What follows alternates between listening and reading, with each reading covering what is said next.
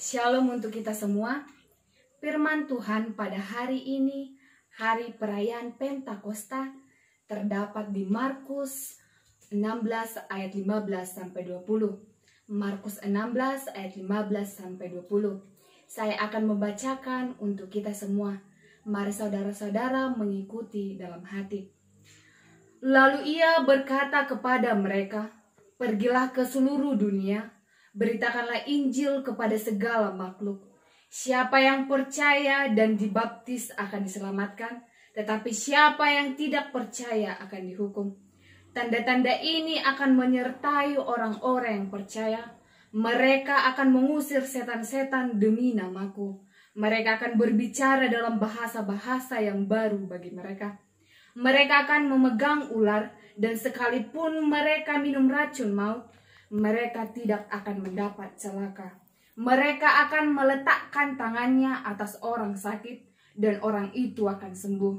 Sesudah Tuhan Yesus berbicara demikian kepada mereka, terangkatlah ia ke sorga, lalu duduk di sebelah kanan Allah.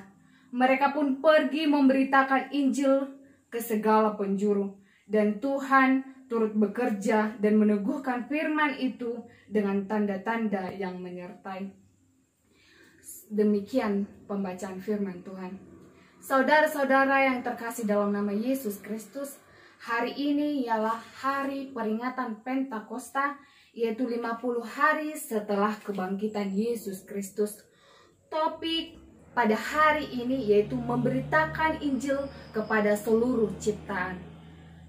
Memberitakan Injil haruslah inklusif, yang berarti bukan hanya kepada manusia saja, bukan hanya kepada hewan, tumbuhan, tetapi kepada seluruh ciptaan Allah, seluruh yang ada di dunia ini.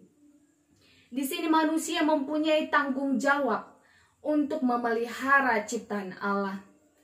Di ayat 15 dikatakan, "Lalu ia berkata kepada mereka, pergilah ke seluruh dunia, beritakanlah Injil kepada segala makhluk."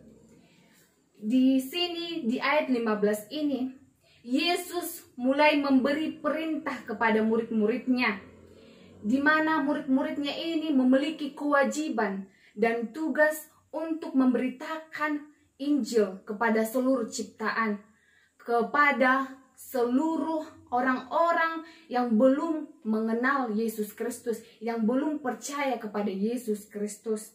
Dan di sini setiap orang yang sudah percaya kepada Yesus Kristus sudah menjadi muridnya. Berarti dia mempunyai tanggung jawab untuk memberitakan Injil.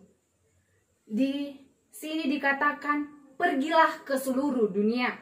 Kristus menegaskan bahwa masa kini pelayanan penyelamatan itu bersifat universal, bukan hanya terbatas kepada suatu wilayah atau seperti wilayah Israel atau hanya kepada orang-orang Israel, orang Yahudi, bukan, tetapi kepada seluruh dunia.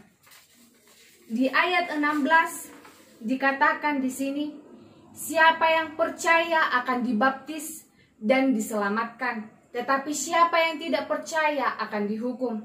Artinya di sini orang-orang yang telah mendengarkan Injil dan percaya akan diselamatkan, akan dibaptis. Di sini dibaptis dilambangkan menjadi sebuah pengelompokan atau penggabungan diri kepada suatu kelompok. Jika kita dibaptis atas nama Bapa, Putra, dan Roh Kudus, berarti kita sudah masuk dalam perjanjian pengelompokan kepada tim Allah. Kita bukan lagi kelompok duniawi, tetapi kita menjadi anggota kerajaan Allah. Di sini dikatakan, siapa yang tidak percaya akan dihukum. Orang-orang yang sudah mendengarkan Injil tetapi mengeraskan hatinya, dia akan dihukum. Misalnya, dapat kita ambil aplikasinya seperti contoh. Ketika seseorang mengendarai sepeda motor, dia tidak memakai helm.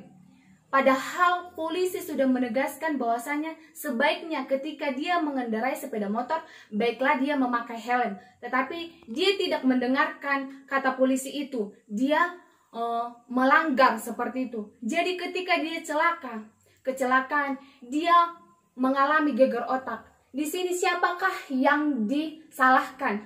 Apakah polisi atau dirinya sendiri? Tentunya dirinya sendirilah, karena dia tidak mendengarkan himbauan dari polisi itu.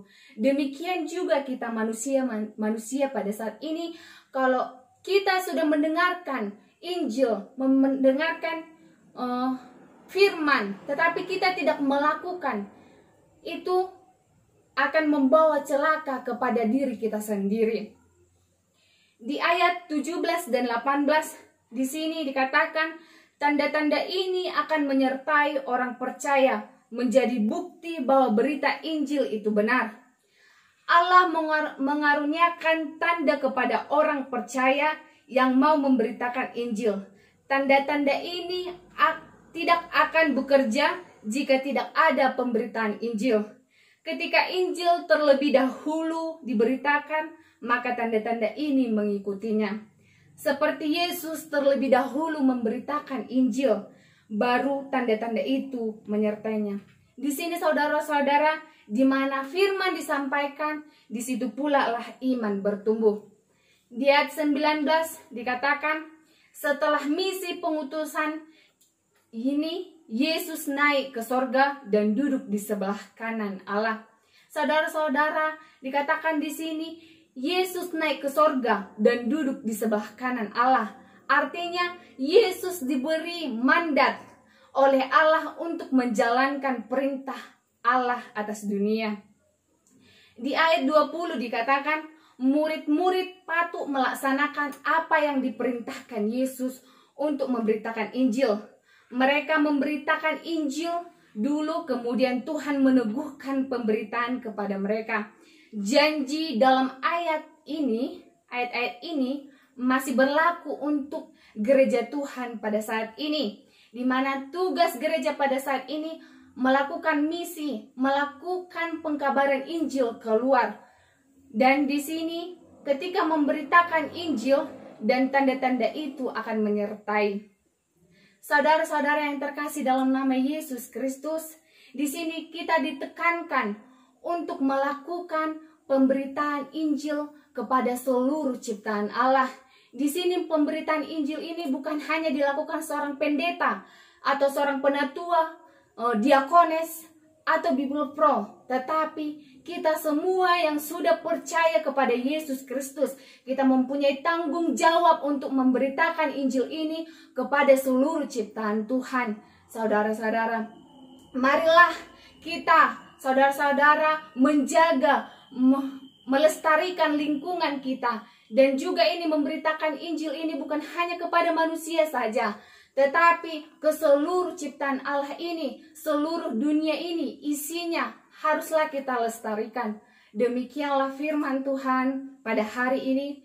Semoga kita bisa melaksanakannya dalam kehidupan kita sehari-hari. Amin.